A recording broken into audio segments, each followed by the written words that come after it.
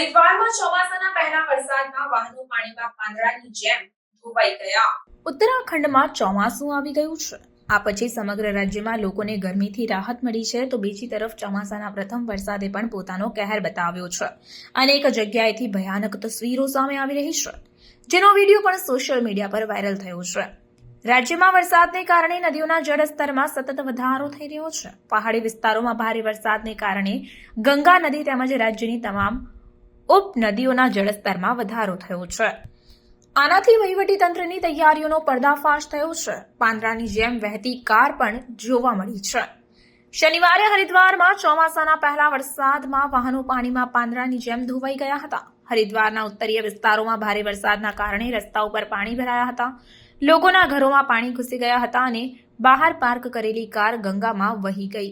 હરિદ્વારમાં ખડખડી સ્મશાન નજીક સૂકી નદીમાં વરસાદી પાણી આવવાના કારણે ઘણી ગાડીઓ ગંગા નદીમાં સ્ટ્રોની જેમ ધોવાઈ ગઈ હતી। ગંગામાં તરતી ગાડીઓને જોઈને અહીં લોકોની ભારે ભીડ એકઠી થઈ હતી। કેટલાક લોકોએ આ ઘટનાને પોતાના કેમેરામાં કેદ કરી હતી, જે બાદ આ વિડીયો આખો દિવસ સોશિયલ મીડિયા પર વાયરલ થયો।